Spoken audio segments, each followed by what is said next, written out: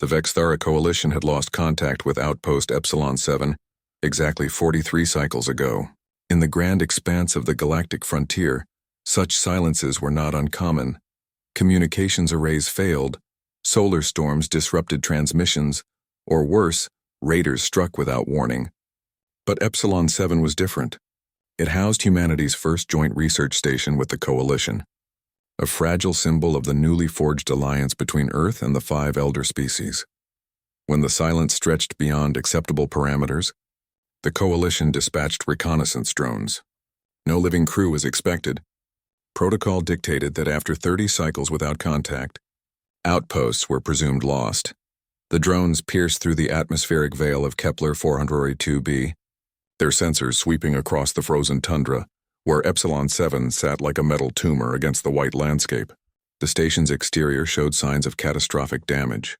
Scorch marks from plasma weapons, breached hull sections, and the telltale crystalline residue of Kresh Raider technology. The Kresh were notorious for their brutal efficiency. They took what they wanted and left no survivors. Inside the command deck of the Coalition ship Harmonious Dawn, Commander Thexel watched the drone feeds with 4 of his eyes while the other 2 monitored the biological scanners. His chitinous fingers clicked against the console in an anxious rhythm. No life signs, reported Ensign Vrella, her bioluminescent patches dimming with disappointment. The station is dead. But then something appeared on the thermal imaging, a heat signature, faint but unmistakable. In the lower research levels, redirect Drone 7, Thexel ordered, his mandibles spreading in what passed for surprise among his kind.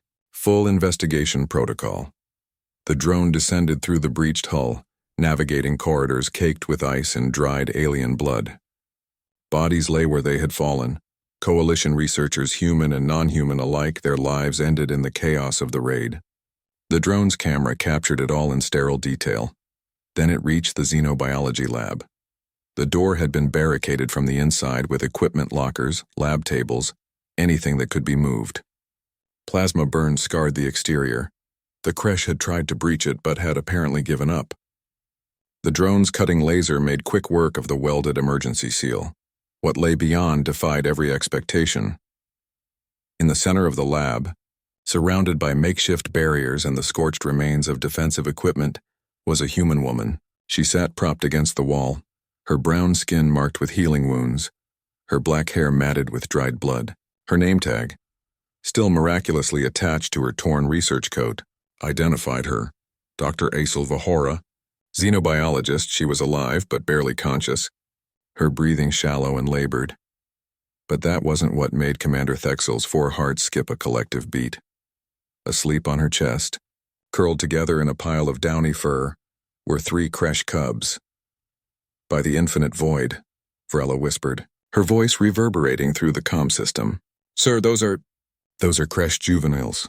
The revelation sent shockwaves through the bridge. The Kresh were the most feared raiders in this sector, violent, territorial, and utterly without mercy. They took no prisoners, showed no compassion, and certainly never left their young behind. Yet here were 3 cubs no more than a few weeks old, sleeping peacefully against a human they should have seen as prey. Through the drone speaker, Thexel activated the communication protocol. Dr. Vahora, this is Commander Thexel of the Coalition ship Harmonious Dawn. Can you hear me?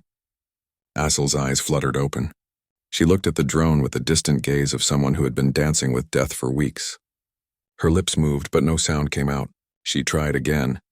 Water. Medical team, prepare for immediate extraction, Thexel commanded. And someone tell me how a human survived 43 cycles in a dead station with Kresh cubs. The answer came later, pieced together from Asil's delirious testimony and the station's recovered logs. The Kresh had attacked without warning, as they always did. The raiders slaughtered most of the crew within the first hour. Asil had been in the xenobiology lab when the breach alarm sounded. She'd barely had time to seal the door before the killing began, but the Kresh hadn't come alone.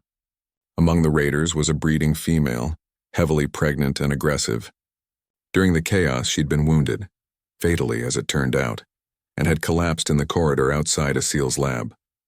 The other raiders, following their brutal customs, had abandoned her. The weak had no place among the Kresh. Through the lab's reinforced window, Asil had watched the pregnant Kresh die. and then she'd heard the sounds. Tiny mewling cries. 3 cubs born in the moment of their mother's death, alone in a frozen corridor where they would die within hours. Every survival instinct screamed at Asil to stay hidden, to let nature take its course. The creche had killed her friends, her colleagues. They were monsters. But Asil had become a xenobiologist because she believed that understanding bridged the gaps that fear created. And those cubs, for all their alien nature, were just babies. She'd opened the door. The cubs had been hypothermic, starving, and covered in their mother's blood. Asil brought them inside, warmed them with heat packs meant for specimen storage, and fed them a nutrient paste she synthesized from the lab's supplies. She'd studied creche biology enough to know what might sustain them. For 43 cycles, as the station's life support failed section by section, as her food dwindled to nothing, as her injuries festered without proper medical care, Asil kept those cubs alive. She gave them her warmth when the heating failed. She gave them her food when supplies ran out. She sang to them when they cried, even though she knew they couldn't understand. And slowly, impossibly, they bonded. When the rescue team finally extracted Asil from Epsilon 7, the Coalition faced an unprecedented dilemma. The cubs wouldn't leave her side, crying inconsolably whenever separated. And Asil, despite her emaciated state and numerous injuries, refused treatment until she was assured the cubs would be cared for. News of the rescue spread through Coalition space like wildfire. The image of Dr. Asil Vahora, near death, with 3 creche cubs sleeping trustingly on her chest, became a symbol that transcended species. It was Farah, Asil's research partner and the only other human to survive the initial raid, having been off-station during the attack, who put it into words when he visited her in the medical bay. They wanted to know what makes humans dangerous, Farah said, his voice thick with emotion as he looked at his friend. Skeletal and scarred, but alive. Now they know. We're the species that looks at our enemies' orphan children and sees only babies that need help. Asil smiled weakly, her hand resting on the sleeping cubs beside her bed. We're also the species too stubborn to die when we have something to live for. The cubs, whom Asil named Hope, Faith, and Tomorrow, would grow to become the first creche raised outside their war culture. They would become ambassadors between their species and the Coalition, living proof that cycles of violence could be broken. But that was a story for another time.